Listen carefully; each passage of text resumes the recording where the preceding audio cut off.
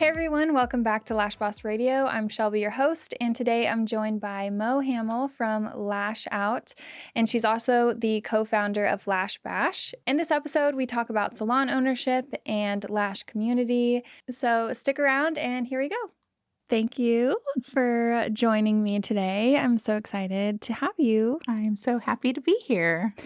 So, you drove all the way in from Houston this morning. Yes. And I just want to get started with letting all the listeners know how you got started in the lash industry, because you've been in it a long time. I think longer than me. Yeah, quite a while. Mm-hmm. So my background is actually salons, hair salons. I don't do hair.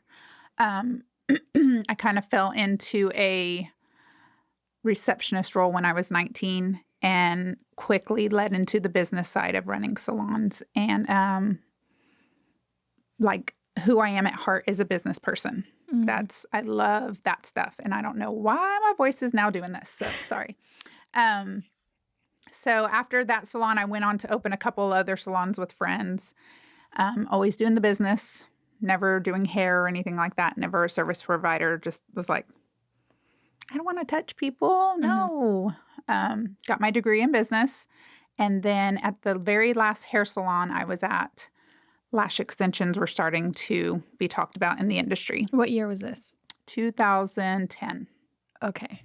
So we asked, because I was the manager, we asked a few of our lash artists, like, hey, we'll send you to this class. You know, you can learn lash extensions and you can add it to the service. And all the hair artists were like, no, that seems hard.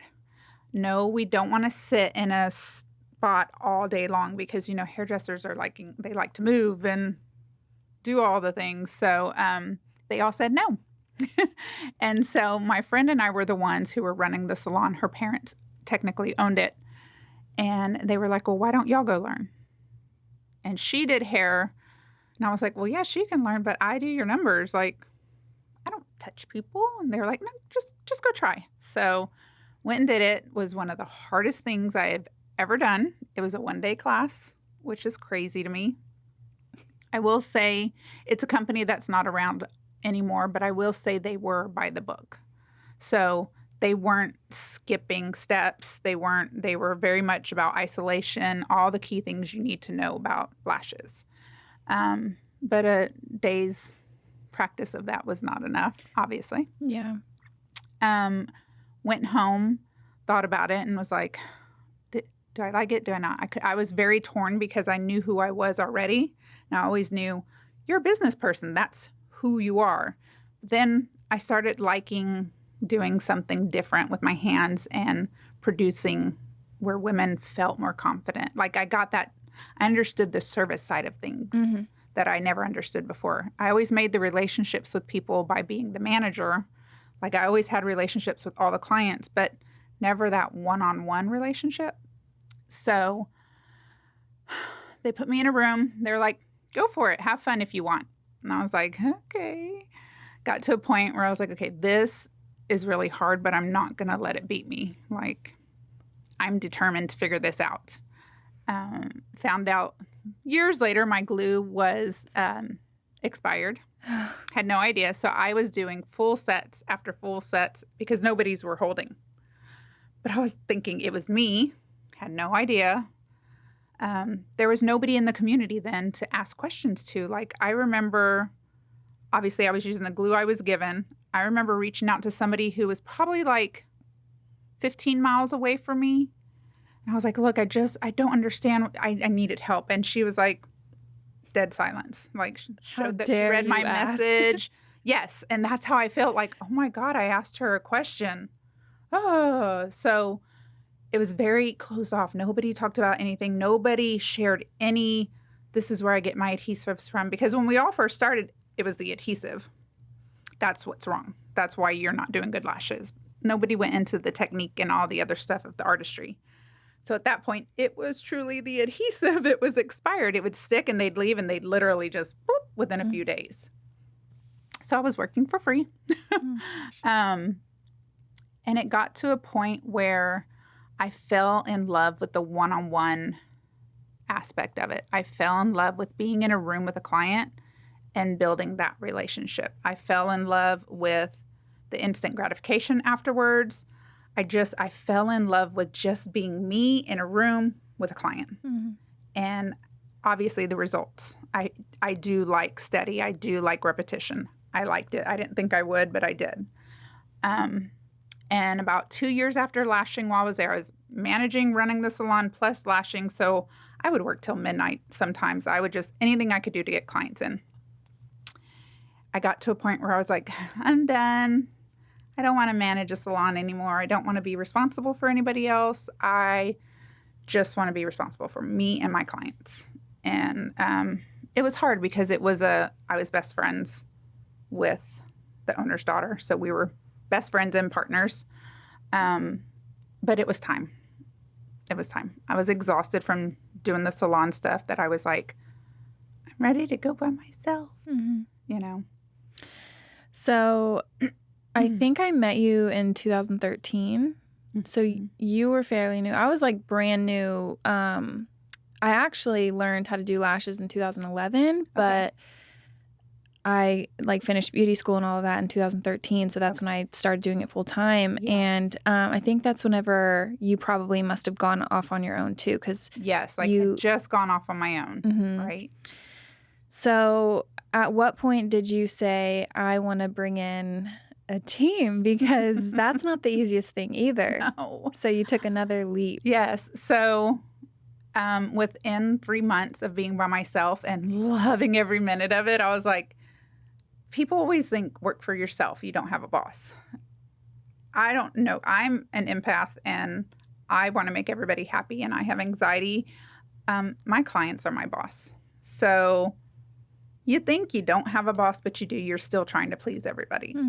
And I was like, I'm good. I'm good with my clients. I know how to have that relationship. I'm not like, it was just perfect for 3 months, but I was also working around the clock. I had just gotten married. We didn't have kids. And my husband was like, do what you got to do to get to where you want to be. And I said, okay, I just want to be booked solid and be done. That's it. That's my goal. I'm good. I'm good in my little suite. And 3 months into it, I was working crazy hours, but I was happy. I mean, I had all this money saved because I wasn't doing anything to go spend it. I was working. And I got a call from a new client, potential client, and I told her, I said, hey, I have a 3-month wait. I can put you on my list. And she yelled at me like, what kind of business are you running? I mean, like, I had never been attacked like that over the phone by some. I was just like, I don't understand why she's yelling at me. And she was like, what kind of business is this? Your business isn't going to last. She just kept coming at me. And I was like, ma'am, there's only one of me. And I'm already working 7 days a week, 12-hour days, if not more. Like, there's only one of me. And she was threatening me and all kinds of stuff. And I was like, okay, this isn't what everything was great. So I got home that night. And of course, my husband was like, babe, it's okay. You know, she's having a bad day. She took it out on you. You're doing great. That's a good sign. She should have saw it as, if you're that booked, you're worth waiting for. People don't see that. Not everyone. No. Some people do. Some people get it. And I love those clients who are like, wow, congrats. You're booked out that far? I'll wait for you. And if you have a cancellation, add me. Because, you know, we have clients like that now. In hindsight, do you wish you would have just like raised your prices or? At that point, yes. Because it was 3 months on my own. So really. Right. You're brand new to business. I was brand new to I knew business, but I was still new to lashes because I had the lash training, but there was nobody to talk to about the lash training. There was nobody to talk to about raise your prices. There was nobody guiding me along the way. Like, this is what you do. I mean, in the hair industry, it's funny. I knew in the hair industry what you do, but when it came to lashes, I was like, do you raise your prices like that? Do you change your hour? What do you do? Thinking about it now, I probably should have raised my prices, but I did, but maybe not high enough. And because I was new, I felt like people expected to have a lower end price. Ooh, yeah. Because, you've only been here for 3 months.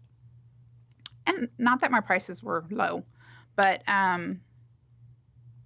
went home that night, super upset. I posted on Facebook and I was just venting to my friends. And I was like, can't believe I got yelled at today by a lady who just wanted her lashes done, but she didn't understand that I was booked. And one of my friends got on there and was like, sounds like it's time to expand.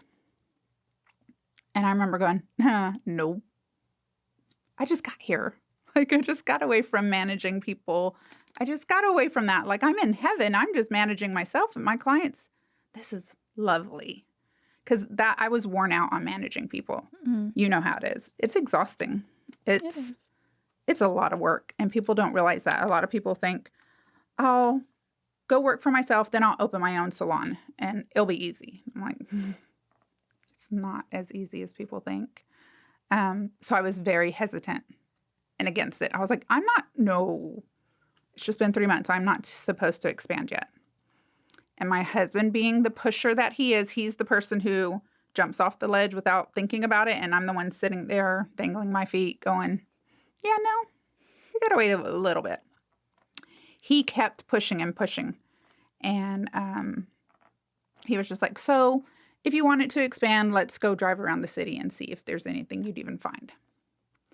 And I always knew there was this one house inside of a park. And it was the park that we got married in. And there was this one house. And I was like, I always wanted a home to do lashes out of where it was cozy and it felt cozy.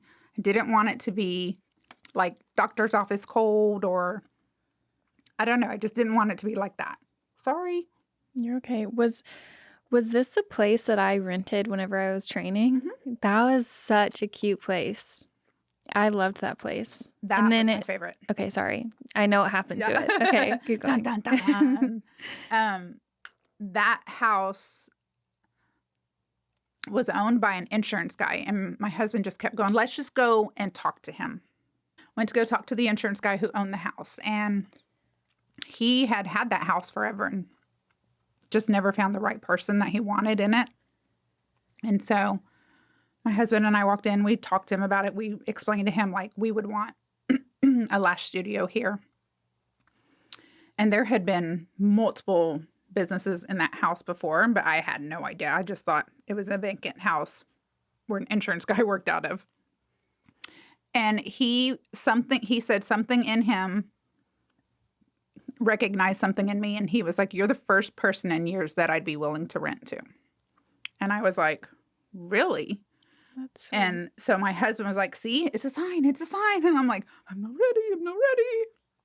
So it was 3,200 square feet. I had it upstairs.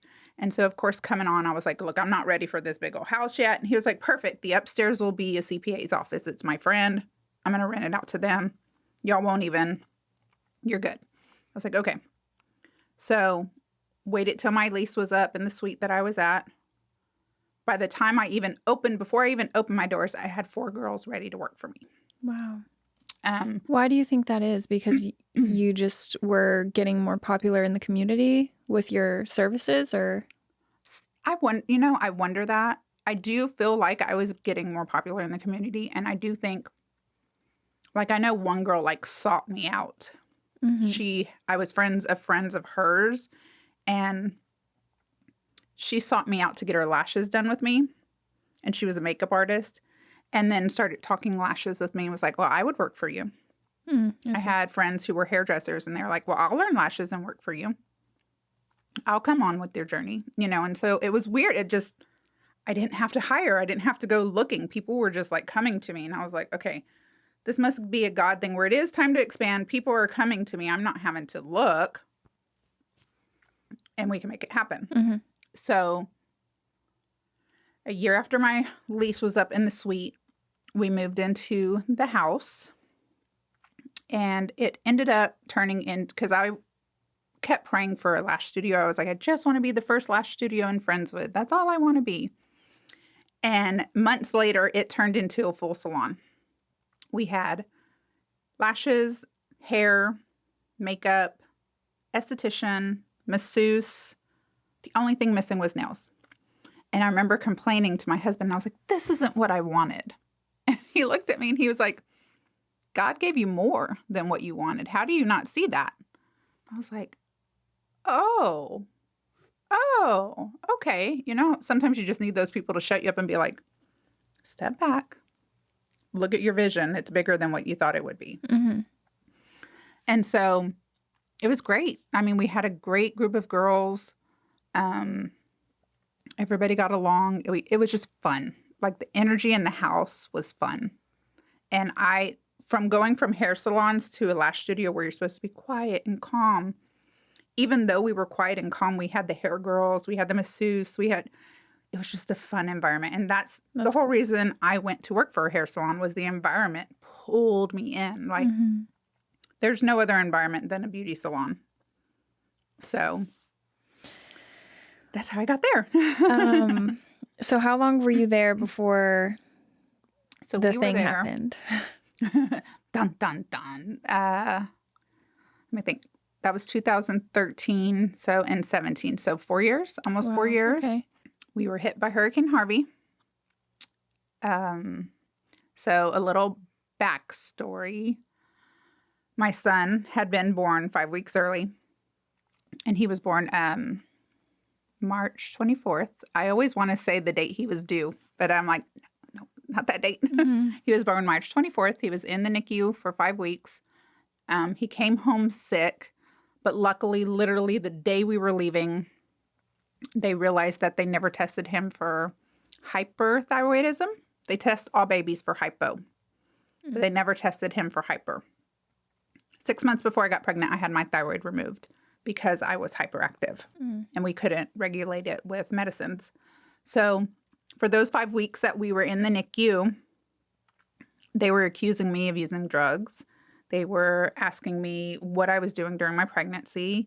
I mean, I would get pulled outside constantly. Like, are you sure you weren't taking this? He's acting like he's a baby of an addict.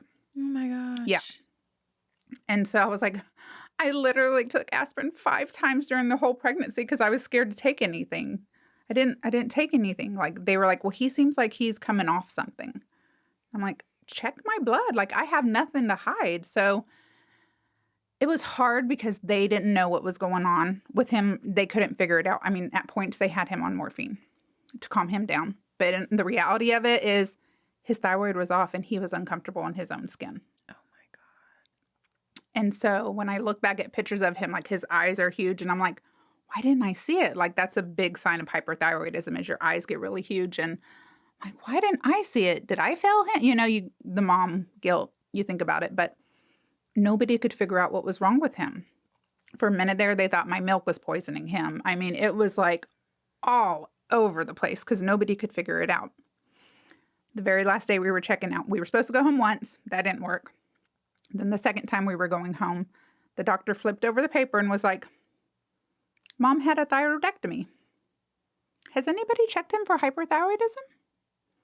And I'm like, 5 weeks later, you just turned the paper over? But at that point, I had prayed so hard for an answer because I didn't want to take him home with no answers. I was like, you're going to send me home with a baby and I know nothing of what's wrong. Mm-hmm. So I was relieved because I knew we had a plan in step. So he went home.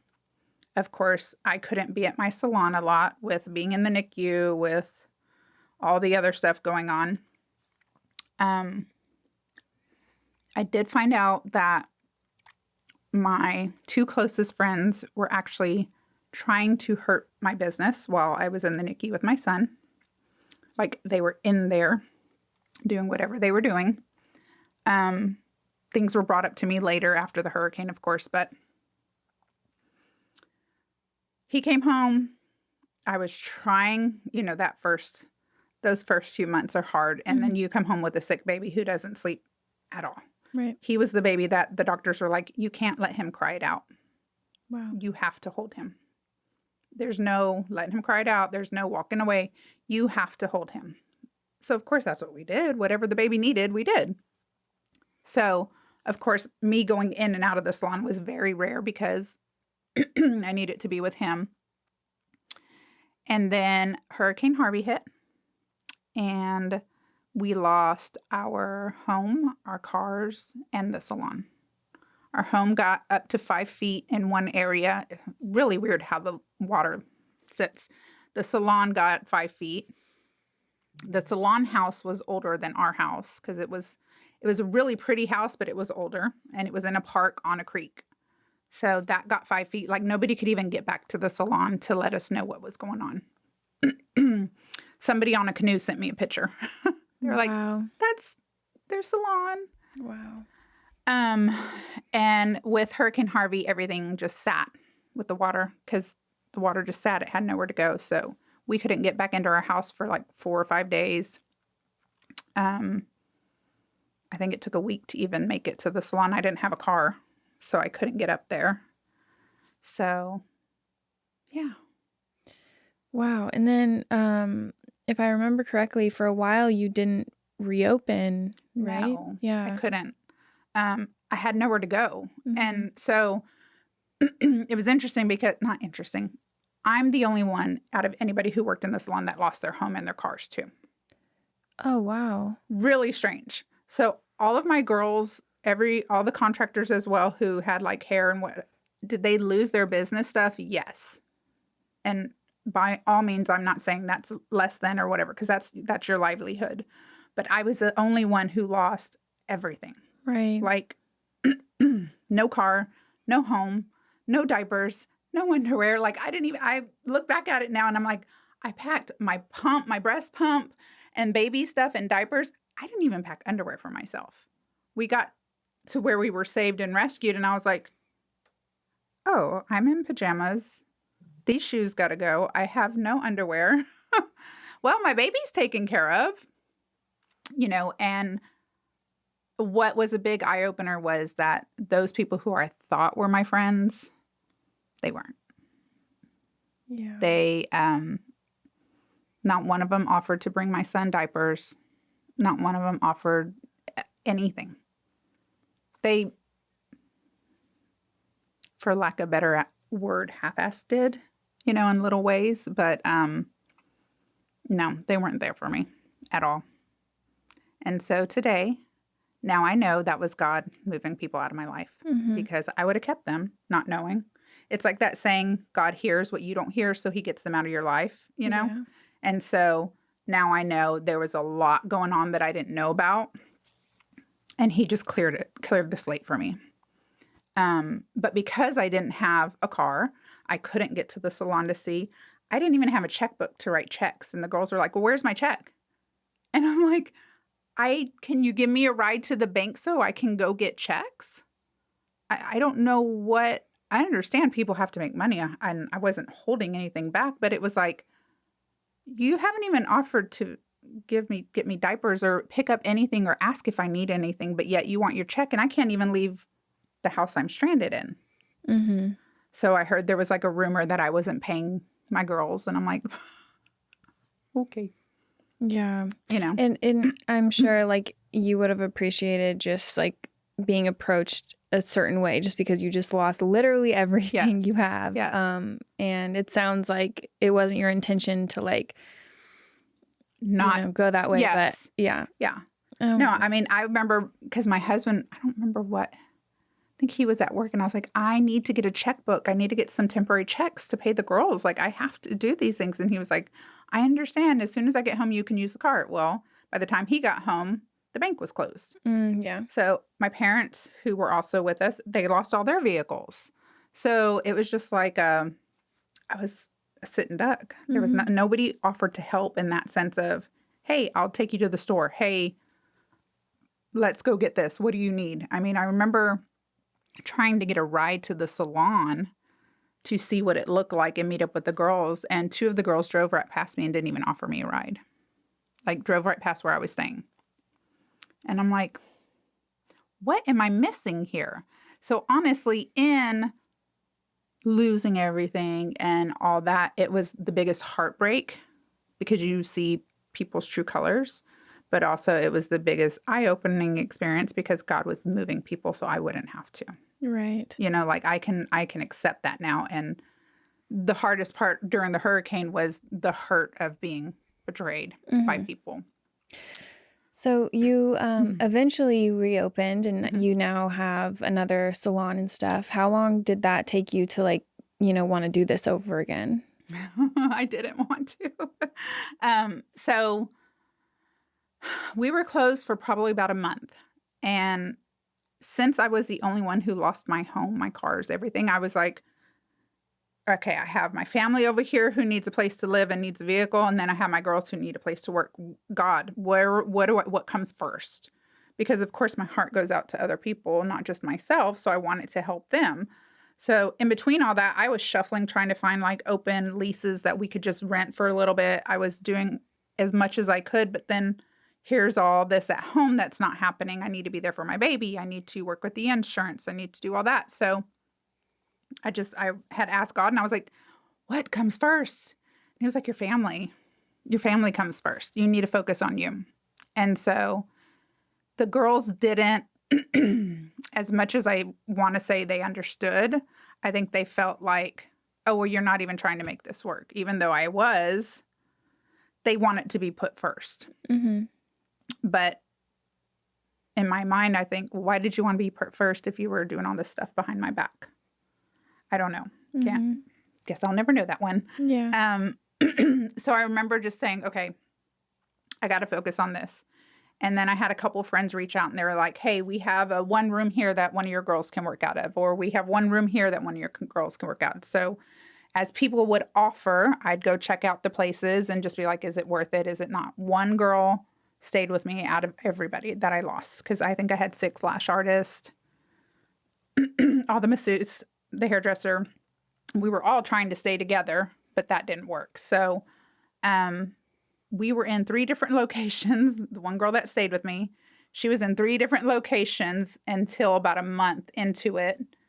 Dr. Jackson, who is where we are now, Revive Med Spa, she offered a room, and they were literally within walking distance of where we were. Mm-hmm. And so she offered a room, and I just kept saying, I don't know if this is going to work. I don't know if this is what I'm meant to do. I don't know if I'm supposed to continue Lash Out. I don't know if it's supposed to build, like, that's starting completely over again. Is this what I'm going to do? Do I have it in me? And I just kept telling God, I don't know.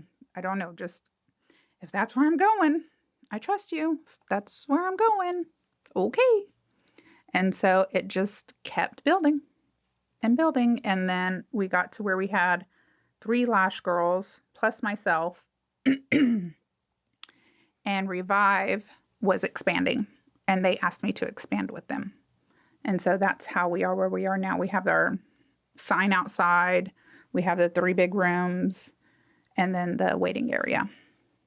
Cool. Yeah. How do you feel about that? Very blessed, very thankful. Like, it was interesting because the doctor, she lost her home. I mean, they refixed it. Our home was completely gone, but she flooded at home, her cars, and her business too. So she knew exactly what I was going through. So beyond blessed that she would even thought of me to reach out to me. She had just become a client of ours a few months before Hurricane Harvey. So when she reached out, I was like, thank you so much. Thank you. Awesome. Yeah. And now we're bigger. Everything's going great. Trucking along. That's great. So I wanted to kind of shift gears and talk about just community within our lash industry.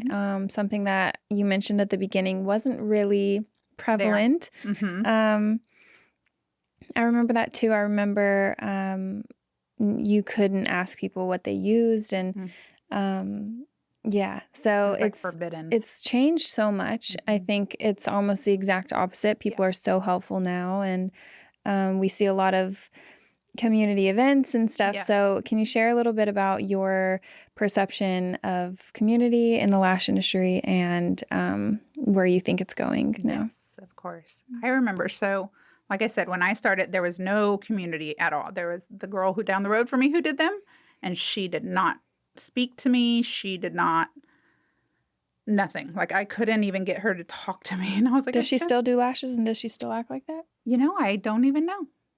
Interesting. I know she was doing them out of her house, so I don't know if, like, she was protective of that. But from what I was told, like, her house was nice and set up, and that everything was separate from the house. So, but I just was like, I need a friend to talk to and ask questions. And I think with that, that's why I've always been so open. If anybody ever reaches out to me, I'm like, yeah, this is what I did. This is not what I did. That didn't work for me, you know? And it's funny because when I was thinking about it last night and I was like, who was one of the very first persons I talked to in the Lash community? And it was Allison. I actually DM'd her about something. I don't remember what, but she didn't snuff me off. She was like, yeah, I love this adhesive and blah, blah, blah, blah, blah, blah, blah. And you know, Allison, she'll just talk about it. And yeah, she's so nice. Yeah. She's very helpful, and she helped a lot of people get their start. Yes, a lot of people. With not a lot of credit for it either, and that's kind of sad. Yeah. So her and we became friends over social media, and we talked, and then that's how I went and took I Love Lash, Teresa Smith's volume class. But just reaching with her and being like, okay, some people are starting to open up. And it was all on social media. I felt like social media was like forbidden. Like you'd post 2-week retention and people buy what glue, what glue, what glue. And the person would never answer. I'm like, why wouldn't you tell them the glue? Do you think it was because they were trying to sell a training or a product, or? No, it was just a lash artist who didn't want to share. Yeah, because it was never a product. I guess you're right. It was never a product who posted it. It'd be a lash artist who'd be like, look at my retention. And then it was almost like they wanted all the what glue, what glue, what glue. And they'd leave all the answers blank. And I'm like, you're asking for it by saying this much, but not giving it. And it leaves a dirty taste in your mouth. Like, why wouldn't you be open to talking to people? And I think also the other thing with that is, talking to my husband about lashes is completely, it's a whole nother level, trying to explain it to him. Will he listen? Yes. But talking to a lash artist about lashes, it's like, oh, the clouds have opened. You both understand each other, you know, like the things that other people don't understand. So with me, that's all I had ever wanted was, especially not having it at the beginning, I just wanted people to talk to about lashes, people to troubleshoot with, people to go, did you ever have a client who did this? You know, just random stuff like that, to know that you're not alone in this. Because when I first started, it felt very lonely. I don't know if with you. Yeah. There was nobody to talk to. And you're following and that's when Instagram was blowing up. And you're following all these accounts, but they don't want to share anything that they're doing. Right.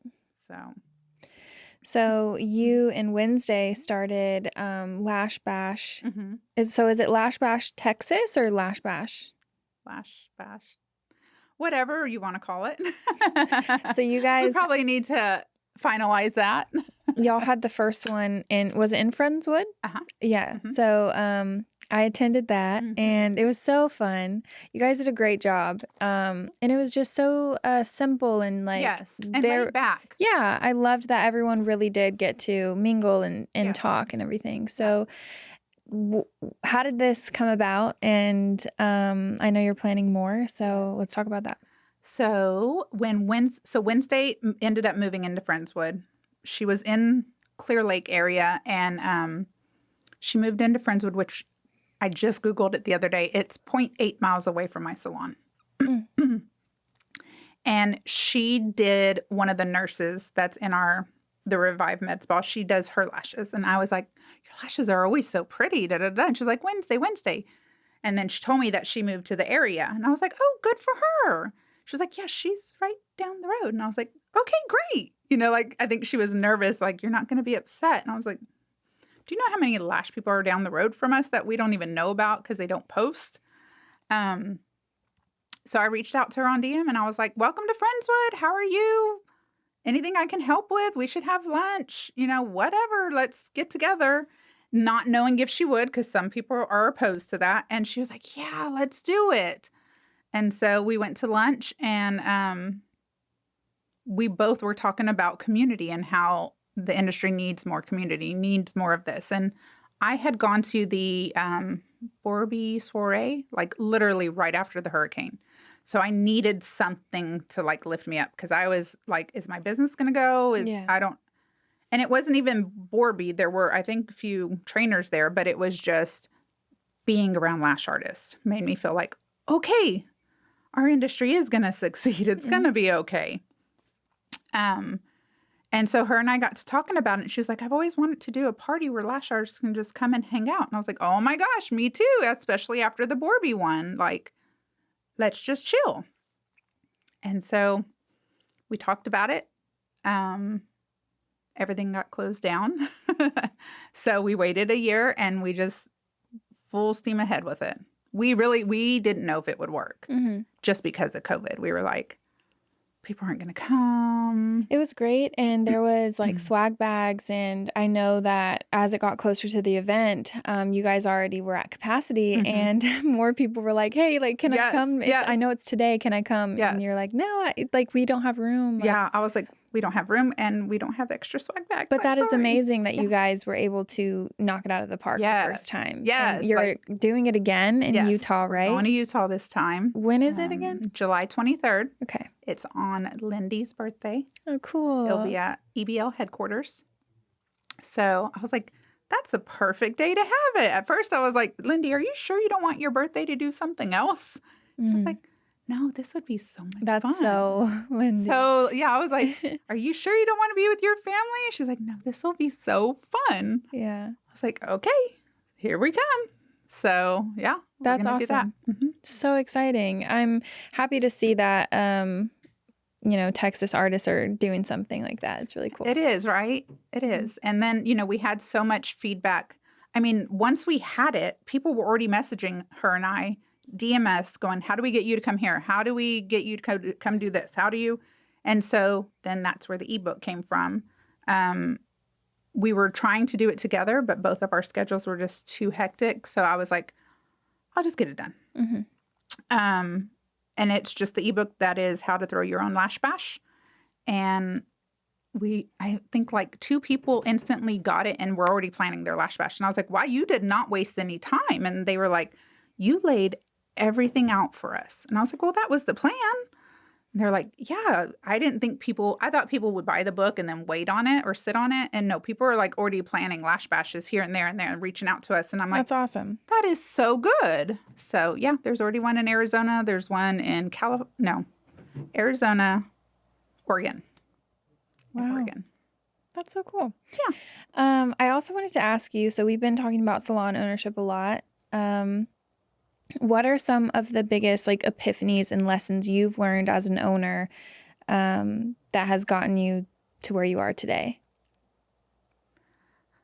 Oh, so many lessons. I think honestly, take everything with a grain of salt. I take everything to heart and I get my feelings hurt a lot because I feel like I invest in my people so much that they may not necessarily be investing back into, not necessarily me, but my business. Like I've said before, nobody's going to love your business the way you love it. You're just not going to find a person who will love your business the way you love it. So when you said take everything with a grain of salt, I kind of see things like just people in general. We never know like what they're carrying and going through and stuff. And so it'd be easy to take it personal. And then, you realize like it is your business. Like, of course you're going to care about it. Yes. Like most. But I think the key is like finding people that you genuinely enjoy spending time with and that want to be there. Yes. I've had several conversations in the last several years that I'm like, hey, you really don't need to be here. Yeah. If you don't want to be here, don't be here. Yeah. And in the nicest, most respectful way, I mean that. But, it makes, the work environment and just the life so much easier whenever people are just happy to be there. And they want to do it. Yeah. And I actually don't expect much from anyone too, because like you said, like it that would just hurt me. Yes. But I feel like releasing expectations and just being open and loving myself like ends up being the best way, and I feel better. Yeah. And so it sounds kind of like you feel the same. Yeah. You got to be who you are.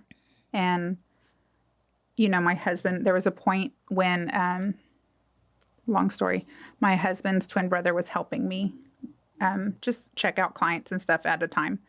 And he is very harsh and hard. And he came home one day, he was living with us, and he was like, you're too soft. You need to man up. You're not putting your foot down. You're this, this, and this, and this, and you need to stop. You're letting these girls take all over you, da-da-da. And my husband looked at him, and he was like, do not change her. Do not change her. That is what makes her successful. That is what makes her her. That is what keeps her employees with her, because she does care. She does care for them. She empathizes with them. She don't make her hard. And I was sitting here watching them go back and forth, and I'm like, which one am I supposed to be? And my husband, of course, later was like, the reason they work for you is because of who you are. You love your people. You do truly care. Do you care too much that you get hurt? Yes, but that's part of life. Like, don't put a wall up, because there was a point where I was like, I'm done caring. I'm done caring. And he was like, but that's not you, and that's not who you were made to be. Mm-hmm. You were made to care. And what people take of that is on them, not you. Right. You brought to the table you, and if they took a whole other different version of it, then that's on them. Mm-hmm. That you can't carry what they carry. Right. And I think, people are going to stay where they feel good and they know that they're learning and they're growing. I think a lot of men tend to think, oh, I could do that. All you need to do is this, and put your foot down and all that. And that's not really how no one wants to work for someone like that. No one wants to be in that kind of environment because, quite frankly, they could just pack their bags and go do something else like that. And people are not going to, especially in our industry, I think. Yes. And so I do think that you need to care, and you need to have a heart, and you need to pour into the people that you work with. And also, I think a lot of salon owners say a lot of like, it's more about themselves, and like, I have this many people working for me, and they're mine, and how dare she leave me? And really, everyone needs to realize that you are just a part of their journey. Like, they probably won't be there forever. Just enjoy the time enjoy the time you have with them now, and just love them where they're at.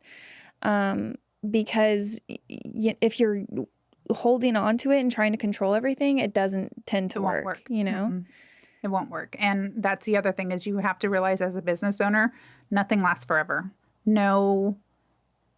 Rarely will an employee stay with you forever. It just is what it is. I mean, I never stayed, obviously I'm here. I never stayed with any of my employees forever. Did I give them long years? Yes. But usually people want to move on to different chapters of their lives. We are part of their journey. We are here to feed into them. Even if they leave us, it's going to be okay. We were fine before they came. We will be sad when they leave, but we don't own people. Just the same with clients. We don't own clients. If they leave and their client wants to find them, I am not going to say no. Like, I don't own a person. I don't understand how people work like that. But it's eye-opening, because my husband is like that. He's like, you just need to accept that you're in an industry where people want to learn from you. You are that person up there. You are that person that people aspire to be. And they want to learn from you and be better. So why wouldn't you be happy when they go out on their own and they do be better? Because there's times when that happens.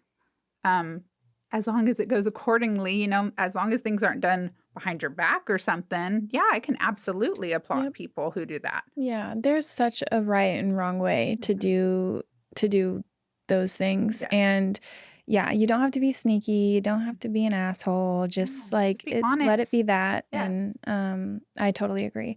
And I think it's kind of sucks when I think salon owners get a bad, and people start to assume like, I have to make it go this way, or it has to be ugly. And then you don't get the opportunity to see them through on the next part of their journey. That kind of sucks, but it comes with it. I will say, majority of people that I've shared this journey with, I'm still friends with. Like, Good. I have my birthday dinner tonight, and like several people that are currently and formerly working alongside me are going to be there. Good.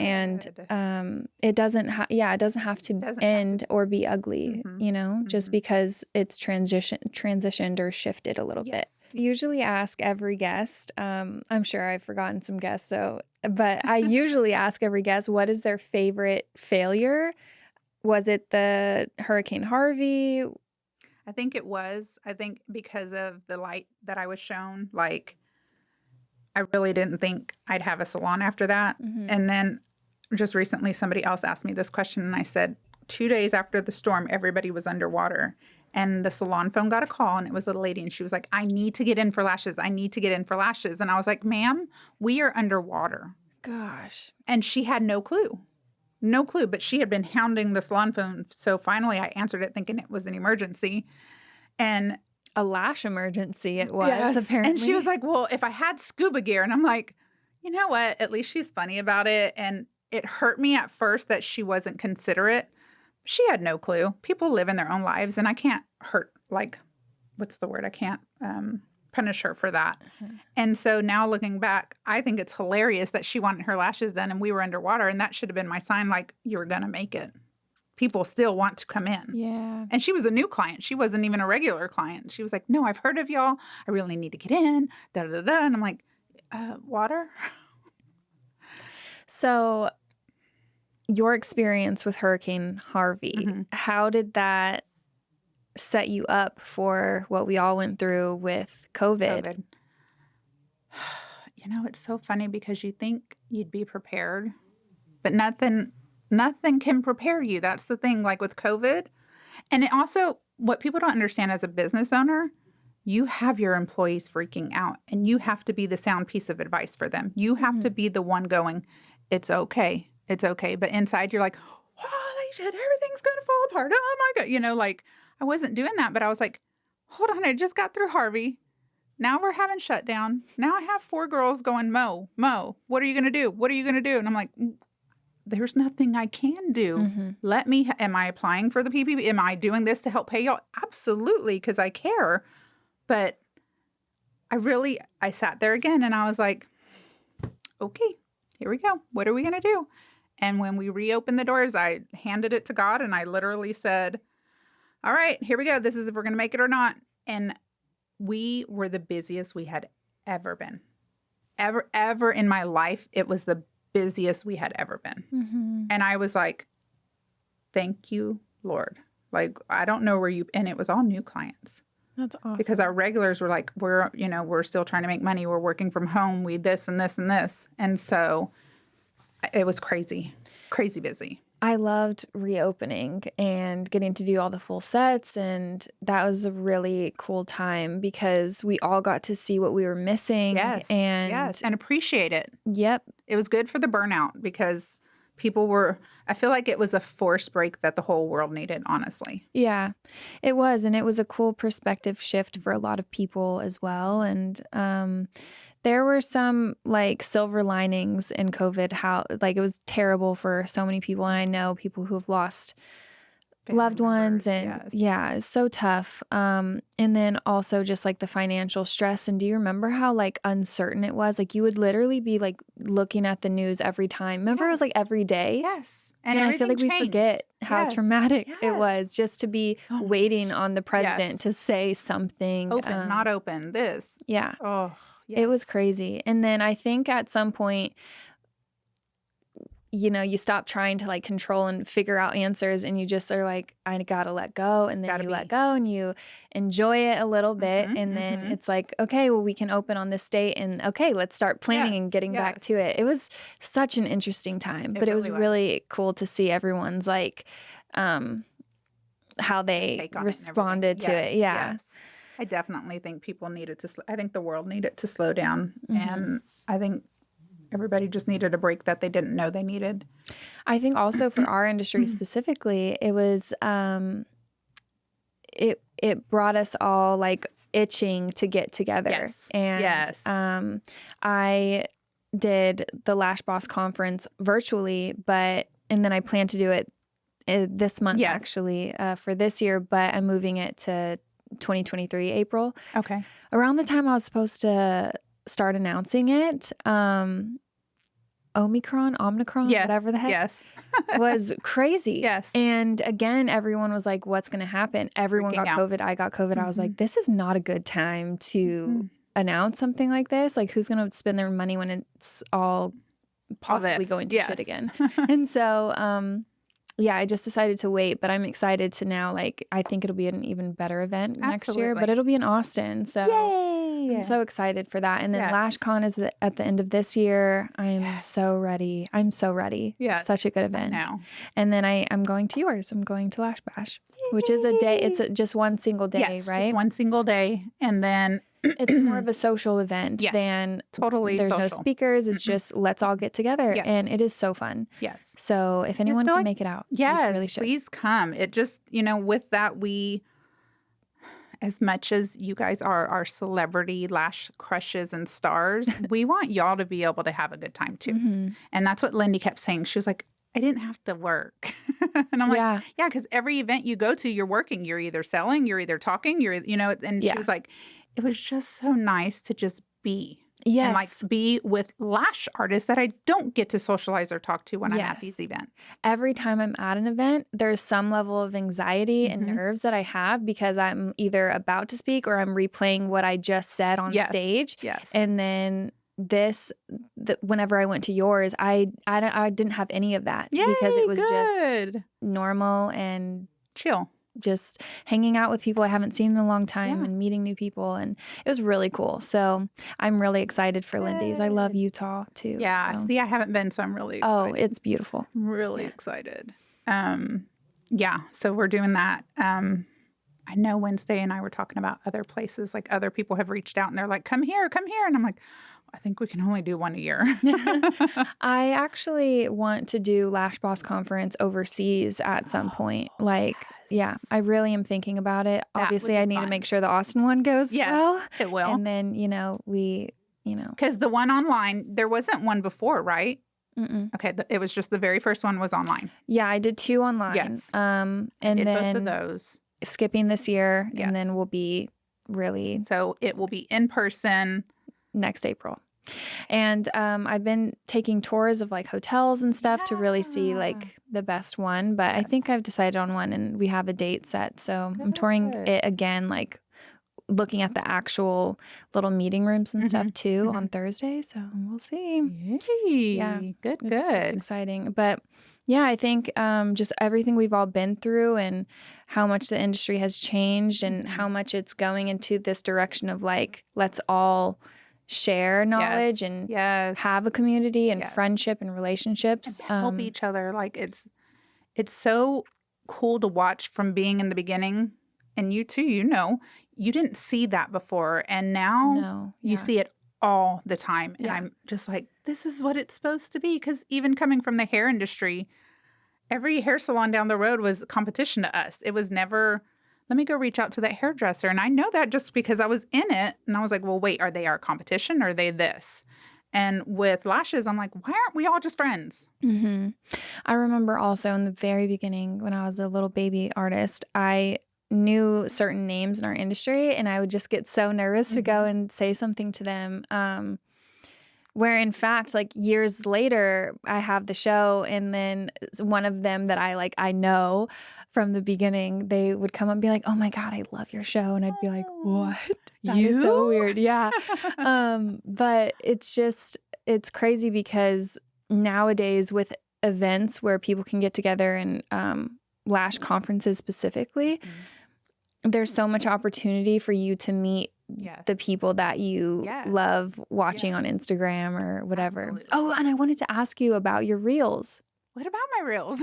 You've been making them. I feel like you make them every day. So do you have a strategy? Do you have goals for your reels? Like where, because you are one of the most active lash artists I see on reels, honestly. Thank you. Mm-hmm. So it started last year and I felt like, oh my God, I don't like being on camera. I don't like my voice, blah, blah, blah. And I don't remember who I was following. It wasn't lash industry related, but they're like, just do it. Just try it. It'll be okay.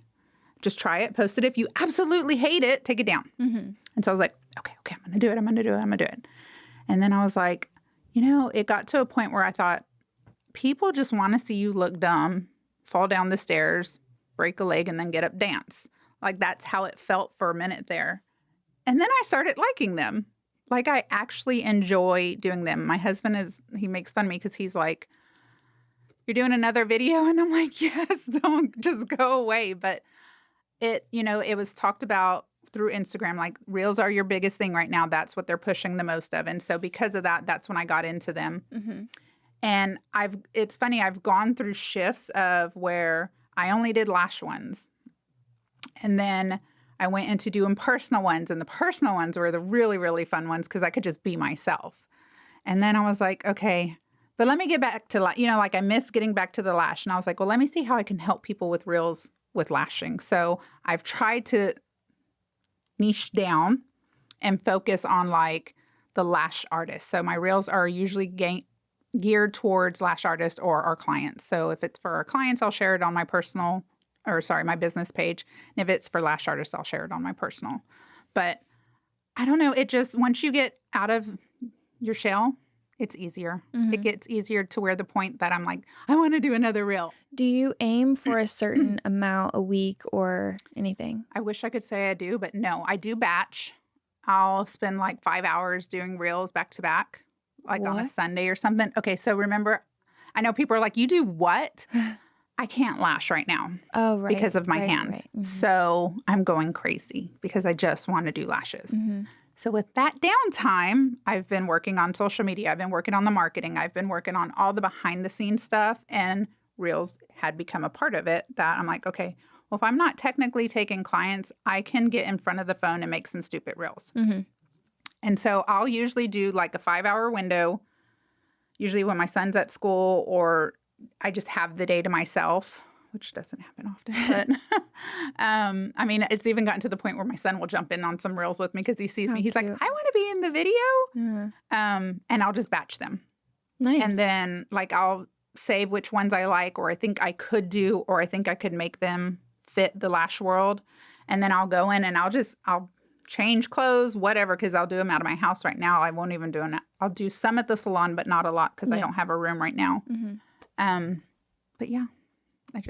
I love that. I don't do them much. And I think about it all the time. And I save all these audios and then the trend is gone and I'm like, dang it. But I need to do it. See, and that's the other thing. They're always like, you got to be on the trend. And if I batch my reels on a Monday and the trend is over by Friday, then I'm screwed. So I'm like, you know what? Who cares? Okay. I get the trend is important. I do. But at this point, I'm just over post it. Yeah. If it's good content, it's good content and people will enjoy it. And if it's your following that will enjoy it, then it's just wild. Like the ones that I have posted, I'm like, that many views, that is insane. Yeah. Like I need to do this more. And then I don't. But yeah, I need to. Yeah, no, you definitely do. And it gets easier. And I cheat with filters. Yeah. Like half the time I don't have makeup on. It's crazy. These filters are really I try not to use the crazy ones because I'm like, I can't not look like myself. But like some days when I'm in the car picking up my son and there's a really easy one I just came across, I'm like, okay, filter. Hi. Something simple. But once you get into the habit of doing them, it really does become a lot easier and you start to enjoy it. Well, thank you. Of course. So we're going to play a little game. So the next video you guys are going to see is us playing Truth or Dab with hot sauce from Hot Ones. We did it with Kristen. It was really fun. So we're going to do that. So thank you so much for listening or watching on YouTube. Make sure to like and subscribe if you liked this conversation.